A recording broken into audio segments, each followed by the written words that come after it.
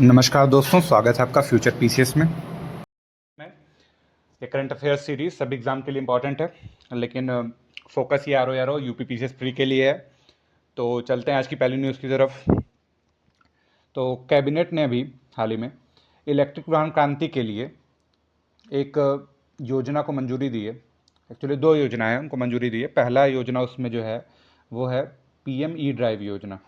ठीक है, PM E drive योजना। दूसरी जो योजना है पीएम ई बस सेवा भुगतान सुरक्षा तंत्र, पीएसएमएल।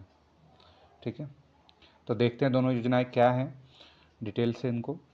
तो पहली जो योजना है ये, इसको भारी उद्योग मंत्रालय ने मंजूरी दी है। ठीक है, भारी उद्योग मंत्रालय की योजना है। ठीक, कौन है भारी उद्योग मंत्री? तो इस समय एसडी कुमारस्वामी भारी उद्योग मंत्री। ठीक है, इस योजना में अगले 2 वर्षों में, योजना के तहत 2 वर्षों में कुल 10,900 करोड़ रुपए का निवेश की योजना रखी गई है। और है क्या ये इलेक्ट्रिक व्हीकल को, जो 2 व्हीलर 3 व्हीलर से लेके ट्रक तक के लिए सब्सिडी मांग जो होती है, सब्सिडी या मांग आधारित प्रोत्साहन जो होता है, उसके लिए योजना है। ठीक है, तो अगले 2 वर्ष में कुल 10,900 करोड़ रुपए निवेश की योजना है क्या? ये सब्सिडी देगा। ठीक है, सब्सिडी देगा किसके लिए?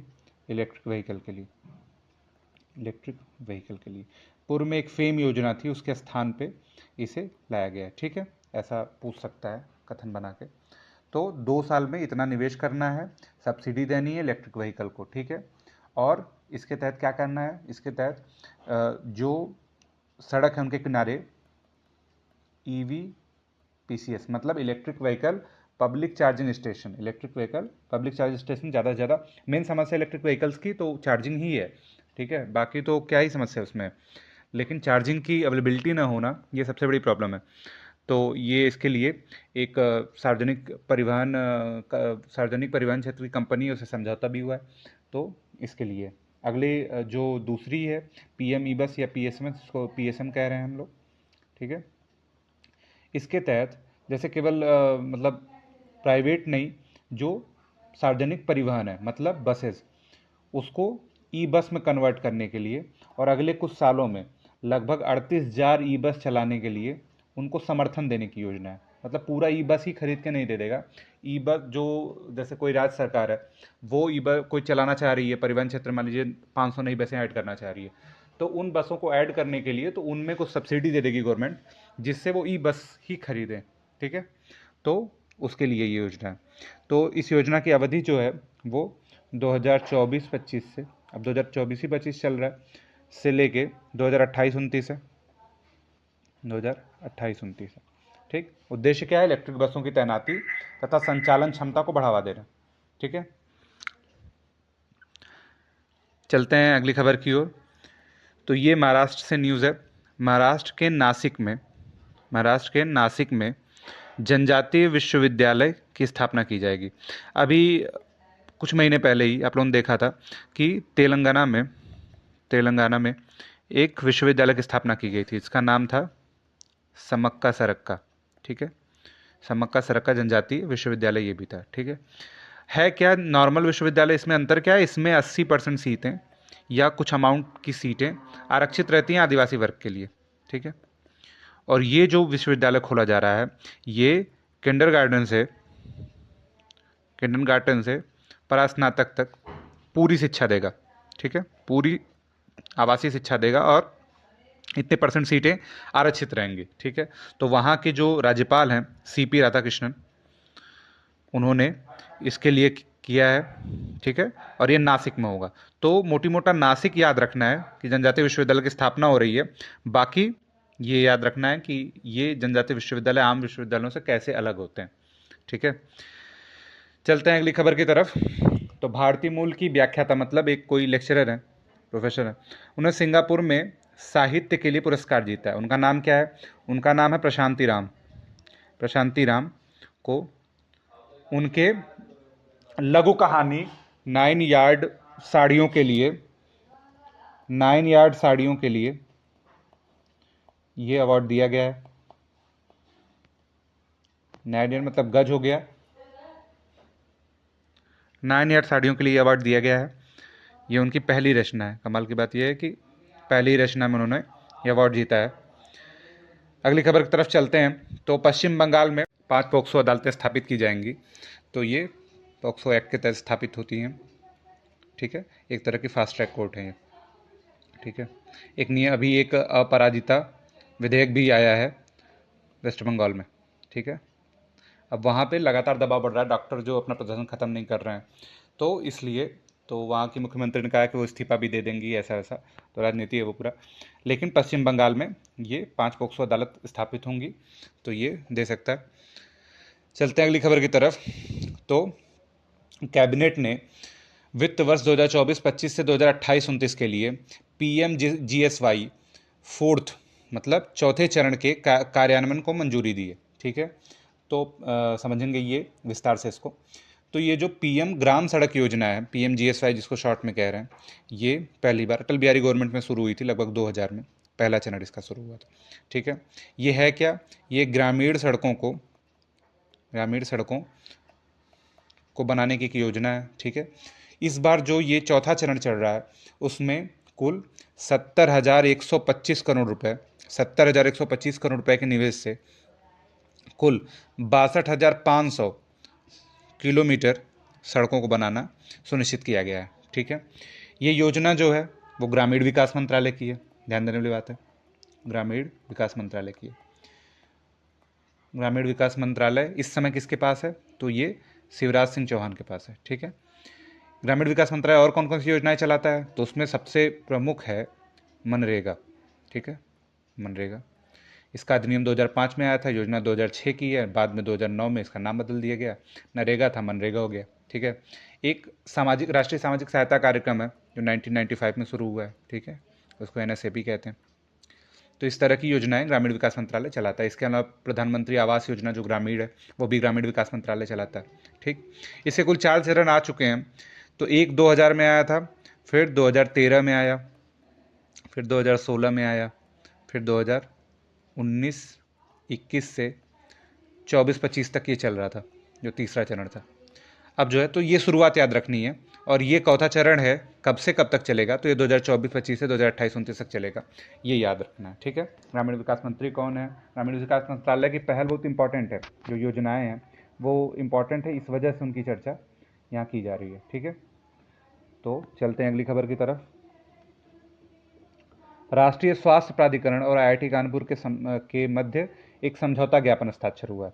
ठीक है, तो राष्ट्रीय स्वास्थ्य प्राधिकरण जो किसके लिए काम करता है, तो ये स्वास्थ्य मंत्रालय के अधीन है। तो स्वास्थ्य मंत्रालय इस समय किसके पास है, तो ये JP नड्डा के पास है। ठीक है, तो IIT कानपुर से AI के स्वास्थ्य में उपयोग के लिए ये समझौता किया गया है। AI का स्वास्थ्य में क्या उपयोग है, तो जैसे जितने भी ऐप्स हैं उनमें AI संबंधी जो क्वेरीज हैं, जैसे कोई भी, जैसे आरोग्य सेतु ऐप बना कोविड के टाइम पे, इस तरह से मरीज के इलाज में, डायग्नोसिस में, हर लेवल पे वो AI का उपयोग किया जा सकता है।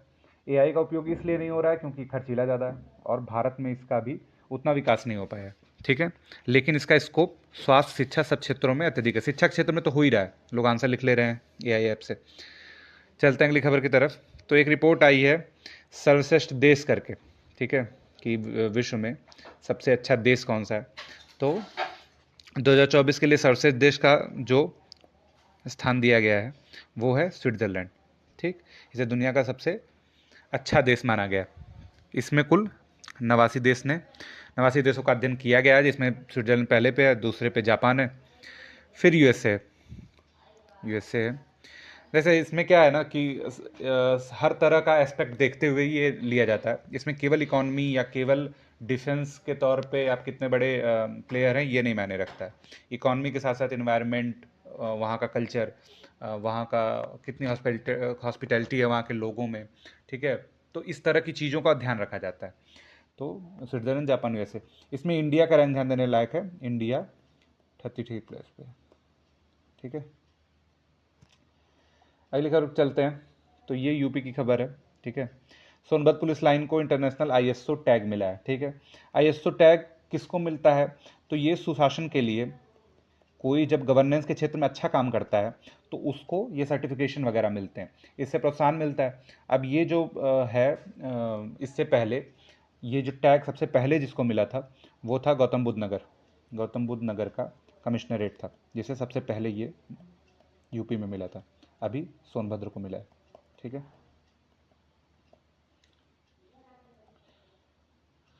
अगली तरफ चलते हैं। तो ये पोलिस डॉन मिशन है, तो ये पहले का ही मतलब थोड़ा पुराना है। ठीक, क्योंकि ये मिशन तो एक दिन में शुरू होकर ख़त्म नहीं होते हैं, तो चलते रहते हैं। ठीक, एक फाल्कन 9 रॉकेट है जो स्पेस एक्स का है।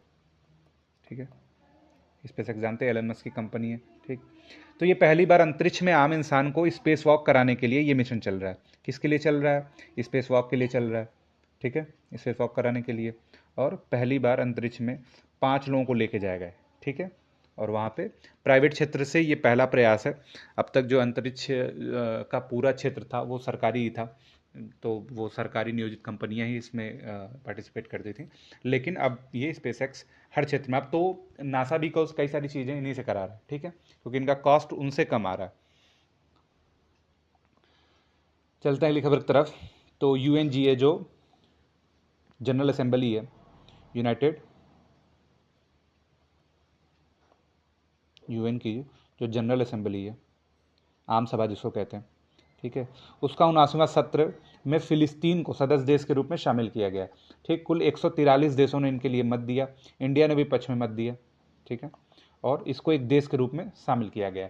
जो पिछले दिनों संघर्ष चल रहा है उसका फिलिस्तीन को नुकसान तो बहुत हुआ है, लेकिन अंतर्राष्ट्रीय समर्थन भी हासिल हुआ है। एक माइनर अगर कुछ गेन कह लें तो वो ये हुआ है।